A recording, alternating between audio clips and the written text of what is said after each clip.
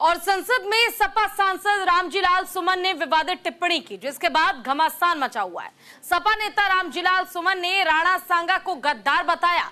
रामजीलाल सुमन ने मुगल बादशाह का बाबर का जिक्र करते हुए कहा कि बीजेपी के लोगों का तकिया कलाम बन गया है, मुसलमानों में बाबर का डीएनए है। और इसी दौरान उन्होंने राणा सांगा पर विवादित टिप्पणी कर दी। उन्होंने कहा कि अगर मुसलमान बाबर की औलाद है तो तुम गद्दार राणा सांगा की औलाद हो, जिसके बाद राज्यसभा में जमकर हंगामा भी हुआ।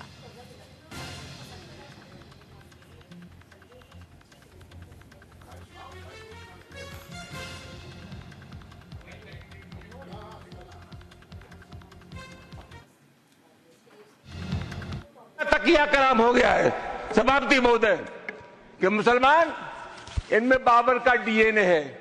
उप सभापति महोदय मैं जानना चाहूंगा कि बाबर का डीएनए मुसलमान में है।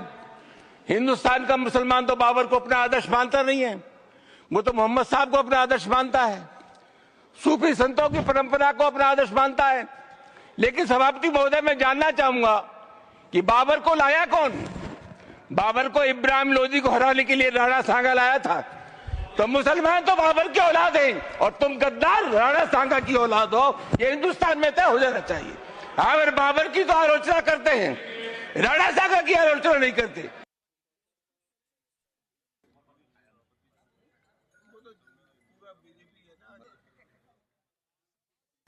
तो चलिए आपको बताते हैं आखिर कौन थे राणा सांगा। राणा सांगा उदयपुर में सिसोदिया राजपूत राजवंश के राजा थे। राणा रायमल के सबसे छोटे बेटे थे राणा सांगा।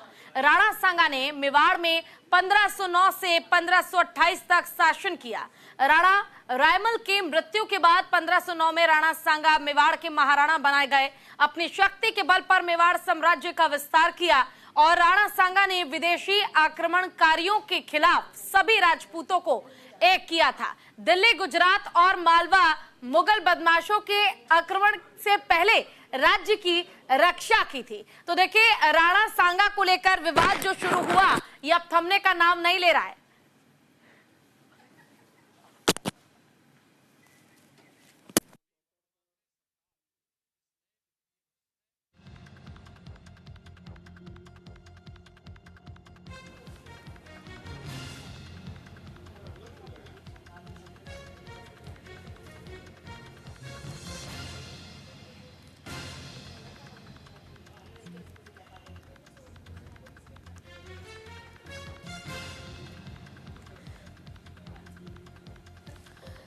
तो हमारे साथ राणा सांगा के वंशज कुमार विश्वास सिंह मेवाड़ से जुड़ गए हैं और उनका रुख कर लेते हैं। सबसे पहले तो आपका बहुत बहुत स्वागत है न्यूज इंडिया पर।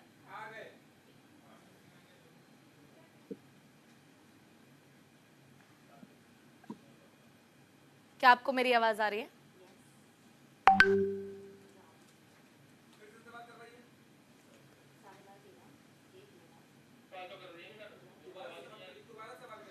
कुमार विश्वास राज जी, क्या आपको मेरी आवाज आ रही है? I can hear you.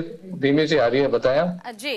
देखिए, जिस तरीके से राणा सांगा को लेकर विवाद शुरू हुआ है और अचानक से औरंगजेब के जिक्र के बीच राणा सांगा की एंट्री हो जाना, क्या कहेंगे ये जो पूरा सियासी घमासान मचा हुआ है इस परिस्थिति को लेकर? इसके लिए मैं कहना चाहता हूं, जो मैंने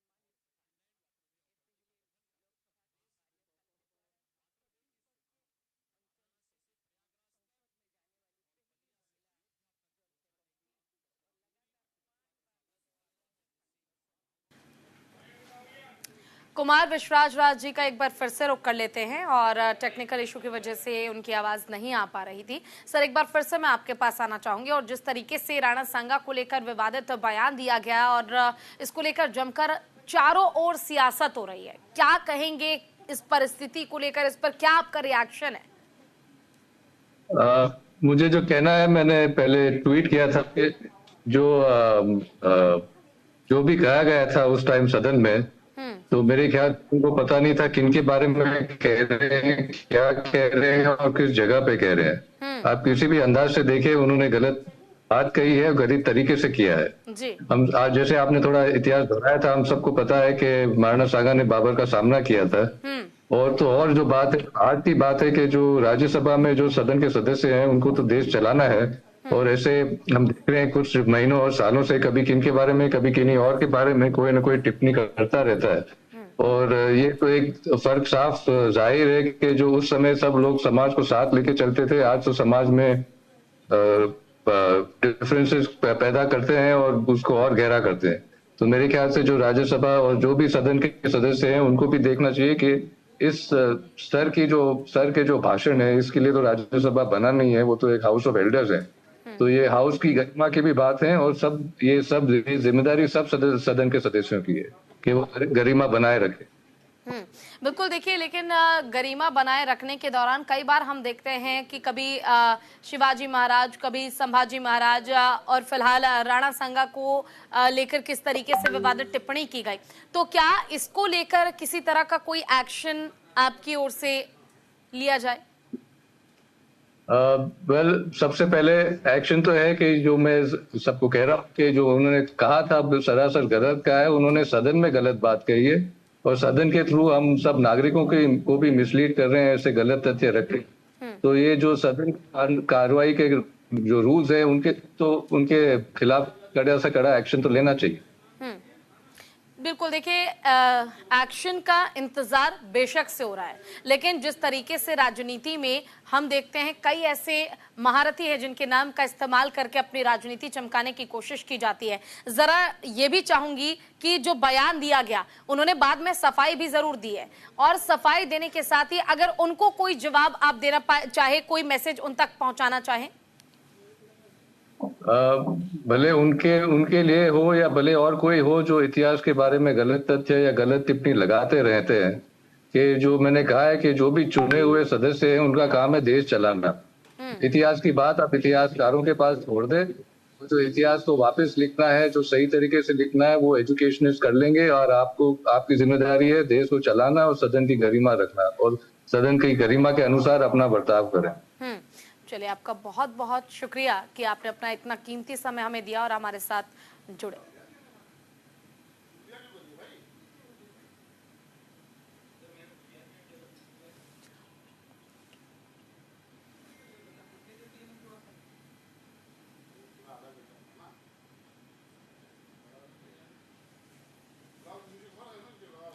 तो देखिए, सपा सांसद रामजीलाल की ओर से दिए गए बयान पर विवाद काफ़ी ज़्यादा बढ़ता जा रहा है, और बेशक से उनकी ओर से माफ़ी मांगी गई है, लेकिन माफ़ी पर्याप्त नहीं है।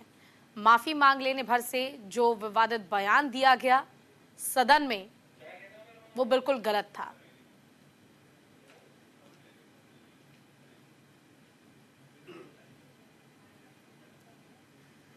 फिलहाल संसद में सपा सांसद रामजीलाल की ओर से दिए गए बयान को लेकर घमासान मचा हुआ है।